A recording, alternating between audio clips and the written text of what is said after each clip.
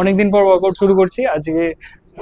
মধ্যখানে অনেকদিন করা হয়নি, কাজের চাপে অনেক কিছু প্রেশার ছিল। তো এখন আজকে একটু মিক্স এক্সারসাইজ করব, কি কি করাবো দেখাচ্ছি তোমাদেরকে। যারা অনেকদিন পর ওয়ার্কআউট শুরু করছো তারা এগুলো দিয়ে শুরু করতে পারো।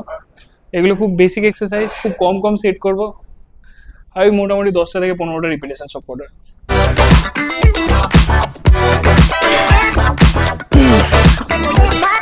ন্যারো গ্রিপ পুল আপ তোমরা সবাই জানো, দেখেছো। নর্মাল পুল আপ বা চিন আপ ওয়াইড গ্রিপ করে করতে পারো তোমরা। এটা ন্যারো গ্রিপ করে ধরবে, ইজি হবে, বিগিনারদের জন্য হেভি ইজি। আর এর সাথে সুপার সেটে করবো প্যারাল ডিপস বা ডিপস বার। এটা মারাত্মক পাম্প দেয়। ক্লোজ গ্রিপ পুল আপ আর প্যারাল ডিপস বা ডিপস বারের তিনটে সেট মেনে নিয়েছি। এবার করব রিভার্স গ্রিপ পুল ডাউন।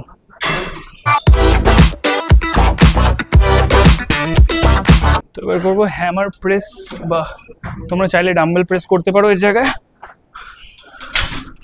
এই মেশিনটা কারোর জিমে অ্যাভেলেবেল থাকলে এটাতে করতে পারো, খুব ভালো পাম্প আসবে। তো অনেকদিন পর করছি, মানে বহুত লো এনার্জি ফিল হচ্ছে, যেটা আমি সবাইকে টিপস দিই। আর আজকে আমারই একটু অসুবিধা হচ্ছে, কারণ এতদিন ওয়ার্কআউটের মধ্যে ছিলাম না, খাওয়া দাওয়া ঠিকঠাক নেই, পাম্প ভালো আসছে না, মাসেলে মোটিভেশন পাচ্ছি না।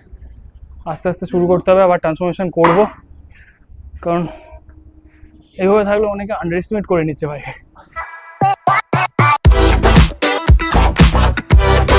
ফ্লাইটা অনেক রকমের মারে। অনেকে দেখবে এলবোটাকে ওপরে তুলে নিয়ে গিয়ে এরকম মারে, ঠিক আছে। তো সব থেকে বেস্ট তোমাদেরকে বলে দিচ্ছি, চেষ্টা করবে বাইসেপ দুটোকে ক্লোজ করার ফ্লাই মারার সময়। হিউমারাস বোনটাকে যত ক্লোজ নিয়ে আসবে তত ভালো কন্ট্রাকশন ফিল করতে পারবে চেস্টের, তত ভালো ব্লাড ফ্লো যাবে মাসেলে। আর ওটাই সেফ আর ইঞ্জুরি ফ্রি। যদি এখন আমি হাতটাকে এরকম শোল্ডারের বাইরে বারবার নিয়ে যাই, তাহলে শোল্ডারে পেন হবে বেশি চেস্টের থেকে বেশি তোমার শোল্ডারে লাগবে। তো যাই হোক, এটা করো। এর সাথে করবো lat pull down wide grip. তো এটাতে চেষ্টা করবো পাটা সামনের দিকে রাখার। হ্যাঁ, অনেকে এখানে পেছনে রেখে মারে, পেছনে রেখে মারলে হেভি ইজি হয়ে যাবে আর চিট করতে পারবে। সামনে রাখলে কন্ট্রাকশনটারও বেটার হবে।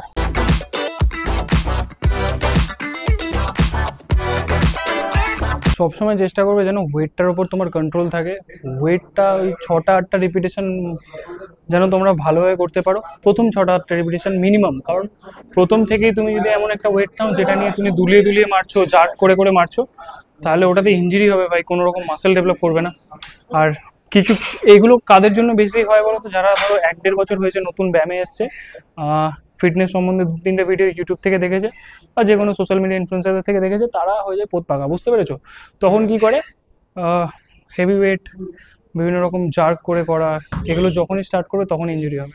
তো চেস্ট অ্যান্ড ব্যাকের দুটো এক্সারসাইজ কমপ্লিট। এবার শোল্ডারের 2টো এক্সারসাইজ করছি। মেশিনে শোল্ডার প্রেস করছি, তোমরা চাইলে এটা ডাম্বেলেও করতে পারো। আর যেহেতু আমি একা এক্সারসাইজ করি, পার্টনার নেই, আমি নিজে, তাই মেশিন সেট করে সব থেকে সেফ হয় এটা আমার জন্য। তো বেশিরভাগ এক্সারসাইজ মেশিনেই করি আমি। শোল্ডার প্রেস করলাম, এবার করবো rear delt fly. Rear delt fly এর আগেও দেখিয়েছি তোমাদেরকে পশ্চার একটা ভিডিওতে, যে পাটাকে পেছনে প্লেস করবে না, পাটাকে ফ্রন্টে প্লেস করবে, দিয়ে তারপর শোল্ডারের লেভেলে রাখবে আর পুরো চেস্টটাকে সাপোর্টেড রাখবে সামনে প্যাডের মধ্যে, দিয়ে তারপর পেছনে টানবে। আর যখন পেছনে আসবে ব্রিথ আউট করবে, স্লোলি ব্রিথ ইন করে সামনে নিয়ে যাবে, আবার ব্রিথ আউট। চেষ্টা করবে সবসময় কন্ট্রোল করার ওয়েটটাকে। আর যখনই তুমি এরকম দুলিয়ে মারবে, ব্যাস গল্প শেষ। এবার দেখো, এটা প্লেটের সাহায্যে করবো হলো রোটেশন, ঠিক আছে।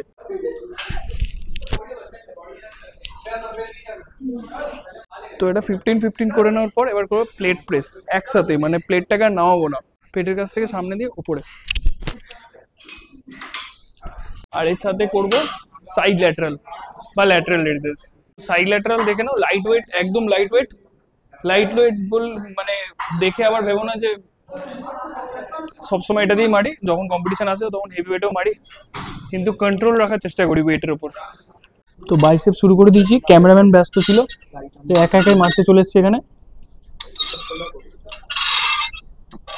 দেখো ক্যামেরাম্যান ছেড়ে দিয়ে চলে গেছে, বলছে ও ভিডিও করবে না, ও পেছনে ওয়ার্কআউট করছে, ও পোজ দিয়ে যাচ্ছে। দেখো টাক পড়ে গেছে নাকি, আমাকে একাই ভিডিও করতে হবে মনে হয় আবার। তো অনেকদিন পর ওয়ার্কআউট করছি বলে এত মানে লো এনার্জি ফিল করছি, মানে এত পাম্প পাচ্ছি না, কেমন একটা লাগছে।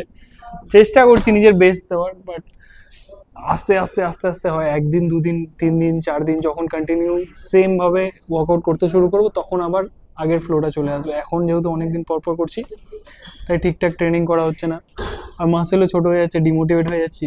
কিন্তু হ্যাঁ, খুব তাড়াতাড়ি ট্রান্সফরমেশন শুরু করব, খুব তাড়াতাড়ি একটা গেমের প্রিপারেশন নেব, আর সেই প্রিপারেশনের সব কিছু তোমাদের সাথে শেয়ার করবো, ডায়েট, ওয়ার্কআউট ভিডিও, যা আমার প্রোটোকলস থাকবে সব কিছু।